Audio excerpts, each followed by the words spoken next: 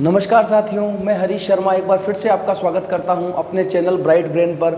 आज हम संगणक भर्ती परीक्षा जो हमारा सांख्यिकी विषय है उसमें वाइटल स्टैटिस्टिक्स जीवन समंक पार्ट 2 जो भाग 2 लेकर आए हैं। इसमें हम अध्ययन करेंगे पिछले अध्याय में, पिछले लेक्चर में हमने क्लास में क्या अध्ययन किया, जन्म मृत्यु के जो समंक है वो क्या है, उसके अलावा जीवन दर, जन्म दर, मृत्यु दर क्या है, मरणांक दरों में मातृत्व मृत्यु दर, शिशु मृत्यु दर, नवजात मृत्यु दर, ये हमने अध्ययन किया था।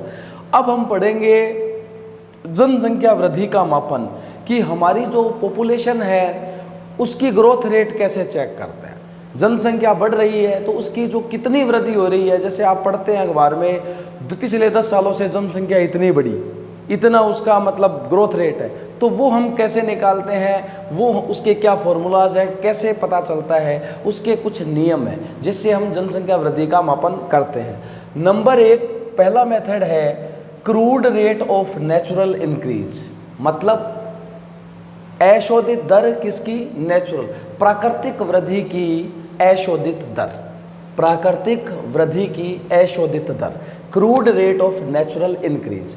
फॉर्मूला रटने की आवश्यकता नहीं है, हम कह रहे हैं कि सामान्य कितने जन्मे उनमें से कितने मर गए, भाई जन्मे उनमें से मर गए, नेट कितने जन्मे वो उसका अनुपात या उसका प्रतिशत देख लो किससे, टोटल पॉपुलेशन से, या फिर जो मेरी शुद्ध बर्थ रेट है उसमें से मैं डेथ रेट घटा दूंगा तो ये वृद्धि होगी, क्योंकि भाई जन्मे हैं तो मरे भी तो हैं, तो जो जन्मे उनमें से मरे उनको घटा दूं तो ये जनसंख्या वर्तमान में बढ़ी कितनी है, वो तो वही है।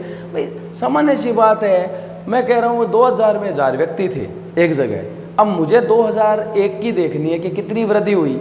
मैं कह रहा हूँ कि 2001 में मान के चलते हैं कि 2000 में 1000 थे, अब 2000 में 200 तो जन्मे, 100 मर गए, तो टोटल कितने, 100 की वृद्धि तो होगी, क्योंकि 1000 थे 2000 में, तो 200 जन्मे तो 1200 हो गए, तो 1000 मर गए तो 1100 बच गए, नहीं बचे, तो टोटल 1100। अब कैसे ही रख लो formula, sigma B minus sigma D, मतलब 200 माइनस 100, 200 माइनस 100 कर लो तो 100 बच गए, 100 कितने पे, 1000 पे, गुणा कर दो 1000 से, या तो ये रेट आ जाएगा, या फिर जो बर्थ रेट क्रूड थी 200 जन्मे तो 200 बटा 1000 गुणा 1000, 100 मृत्यु हुई तो 100 बटा 1000 गुणा 1000, लेस कर दो, बराबर आना है। वाइटल इंडेक्स ऑफ पॉपुलेशन, जो जनसंख्या का जन्म का जो है जीवनांक सूचकांक, ये इसी का अनुपात रूप है, यहाँ प्रतिशत था, यह अनुपात है।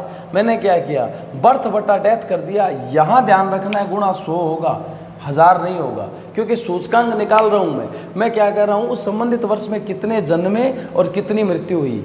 अब 100 से गुणा कर रहा हूँ तो ये सूचकांक आ गया, पिछले चैप्टर में इंडेक्स पढ़ाया था। यहाँ सूचकांक यदि 100 से ऊपर है इसका मतलब जनसंख्या बढ़ रही है, वृद्धि है यहाँ, और ये सूचकांक अगर 100 से कम है तो यहाँ जनसंख्या कम हो रही है, और ये सूचकांक 100 के बराबर है तो जनसंख्या स्थिर है, ना वृद्धि ना कमी। तीसरा है सकल प्रजनन दर, ये और शुद्ध प्रजनन दर वेरी इंपॉर्टेंट। सकल प्रजनन दर, हमने कुल उर्वरता दर पिछले अध्याय में पढ़ा, टोटल फर्टिलिटी रेट। कुल उर्वरता दर में हमने क्या पढ़ा, फॉर्मूला क्या पढ़ा, टोटल जन्मे बच्चों की संख्या एक वर्ष में बटा 15 से 49 वर्ष की महिलाओं की संख्या गुणा 1000, यही किया ना हमने।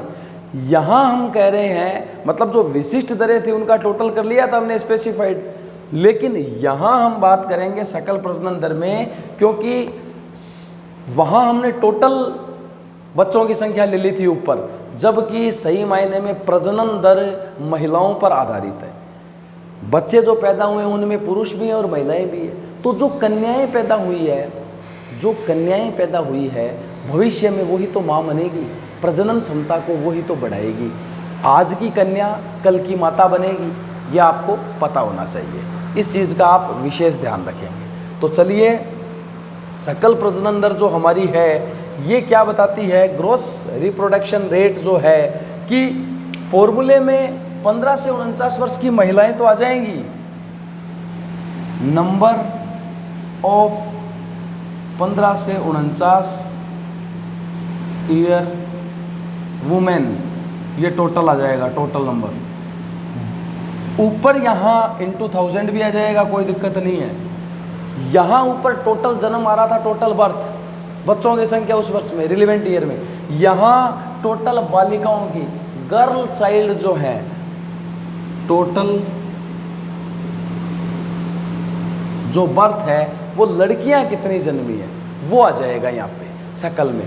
तो यहाँ मैं इसको अगर और संक्षेप में पढ़ूँ तो मैं इस फॉर्मूले को थोड़ा सा और अलग तरीके से लिख सकता हूँ। यदि मुझे सकल प्रजनन दर प्रति महिला पर देखनी है तो मैं ये कहूँगा कि 1000 बच्चियाँ जो हैं, 1000 लड़कियाँ जो पैदा हुई हैं वो अपने प्रजनन काल में, मतलब 15 से 49 वर्ष की आयु में कितने बच्चे पैदा करेंगी। मान के चल रहे हैं कि वो लड़कियां जो बच्चियां अभी पैदा हुई हैं वो 15 से 49 वर्ष की आयु पूरी करेगी, मतलब ना तो 15 से पहले मरेगी और 49 से पहले भी ख़त्म नहीं होगी। पूरी प्रजनन काल की जो आयु वो निकालेगी, उसमें डेथ नहीं होगी। शकल में हम मृत्यु के घटक को शामिल नहीं करते। तो उनके द्वारा कितने बच्चे पैदा अपने जीवन काल में होंगे। मान लीजिए 1000 बच्चियाँ हैं, वो यदि 3000 बच्चों को पैदा करती है अपने जीवन काल में 15 से 49 वर्ष में, तो यहाँ 3000 बटा 1000, 3, मतलब सकल प्रजनन दर कितनी है, 3। एक महिला या एक लड़की पर 3 है। क्लियर, मतलब एक लड़की, एक जो कन्या जन्मी है उस कन्या के संभावित प्रजनन काल में उसके द्वारा जन्म दिए जा सकने वाले बच्चों की संख्या बटा 1000, ये 1 का आ जाएगा। उसके बाद हम बात करते हैं शुद्ध प्रजनन दर। सकल और शुद्ध में एक ही अंतर है। सकल प्रजनन दर में हम ये मानते हैं कि जो बच्चियां जन्मी हैं वो पूरा जीवन काल पूरा करेगी, उनमें से कोई बच्ची मरेगी नहीं, जबकि ऐसा संभव नहीं है। सकल प्रजनन दर में यदि इस शुद्ध प्रजनन दर के लिए मृत्यु के घटक का समायोजन कर दिया जाए, मतलब जो संभावना है मृत्यु होने की, जो बच्चियां हैं, जो लड़कियां हैं, जो कन्याएं, उनमें से जो कन्याएं मृत्यु को प्राप्त हो जाएंगी, उस फैक्टर को अगर घटा दिया जाए तो फिर जो हमारी प्रजनन दर आएगी वो शुद्ध प्रजनन दर आएगी। शुद्ध प्रजनन दर में सबसे इम्पोर्टेंट ये एक क्वेश्चन एग्जाम में आते हैं, पिछली बार आया हुआ भी है 2021 में संगणक में। NRR, नेट रिप्रोडक्शन रेट जो मेरी है, शुद्ध नेट की बात कर रहा हूँ, नेट रिप्रोडक्शन रेट यदि 1 के बराबर है, किसके बराबर, 1 के, यहाँ 3 थी ये, अगर ये 1 के बराबर है तो जनसंख्या में वृद्धि नहीं है, ना ही कमी है। 1 से ज़्यादा है तो जनसंख्या में वृद्धि, 1 से कम है तो जनसंख्या में कमी। ये क्वेश्चन बहुत बार आता है एग्जाम में। उसके बाद हम बात करेंगे, ये तो हो गई जनसंख्या में वृद्धि के मापन। अब जनसंख्या के अनुमान, प्रोजेक्शन करते हैं जनसंख्या का। हम जनगणना तो कब की कब होती है, हम हर साल उसका प्रक्षेपण करते हैं, इसका पूर्वानुमान लगाते हैं कि भाई हर साल जनसंख्या किस गति से बढ़ेगी। इसकी विधियां कौन कौन सी है, तो ये 4 मेथड हैं इसके। आपको ज़्यादा डीप में नहीं जाना, बस 2 बातें मेरी याद रख लेना।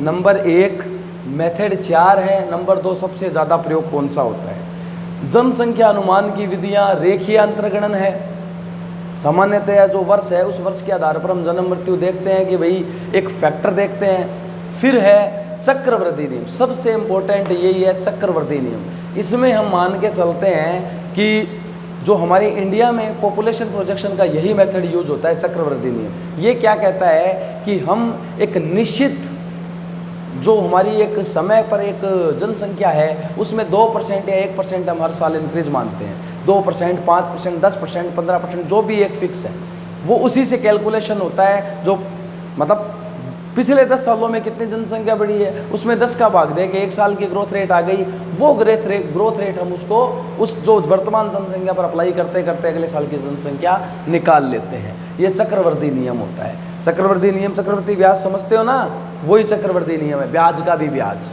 गुणोत्तर माध्य, गुणोत्तर माध्य में हम क्या करते हैं, चालू वर्ष की जनसंख्या और जिसका अनुमान लगा रहे हैं उसकी उनका गुणोत्तर माध्य निकाल देते हैं हम, 2 वर्षों का गुणोत्तर माध्य निकाल देते हैं। ये है वृद्धिघात वक्र। तो इन 4 में हमें सबसे इम्पोर्टेंट चक्रवृद्धि नियम है, ज़्यादा प्रयोग होता है। बस बहुत है, जीवन समंग कितना पढ़ लोगे तो क्वेश्चन इन्हीं में से आ जाएगा। फिर दोहरा देता हूँ, जीवन समंग में 4-5 टाइप के क्वेश्चन आते हैं। सकल प्रजनन दर, शुद्ध प्रजनन दर ढंग से करके चले जाना। NRR इनका प्रश्न आता है, जो ये सकल प्रजनन दर का आता है। वाइटल इंडेक्स पॉपुलेशन, इसका क्वेश्चन आता है। जो जनसंख्या वृद्धि के मापन की विधियाँ ढंग से करके चले जाना। उसके अलावा पढ़ने में जनसंख्या की अनुमानकी विधियाँ हैं, इनका नाम पढ़ जाना, सबसे ज़्यादा उपयोग किसका है, पढ़ जाना। मरणांक मेथड जो हैं, इन्फेंट मोर्टेलिटी, फिर मातृत्व मृत्यु दर है एक हमारी, उसके अलावा हमारी नवजात मृत्यु दर है, और प्रमापित मृत्यु दर, विशिष्ट मृत्यु दर क्या होती है, पढ़ लेना बस सफिशिएंट है। उसके अलावा इम्पोर्टेंट है उर्वरता दरें, फर्टिलिटी रेट क्या है, होती क्या है, उसी से फॉर्मूला बनेगा। यदि आप ये कर लेते हैं, इसके अलावा इस चैप्टर में कुछ नहीं बचा, ज़्यादा डीप में जाने की आवश्यकता नहीं है, बड़े बड़े क्वेश्चन नहीं आने वाले। तो धन्यवाद साथियों, जुड़े रहिए हमारे साथ।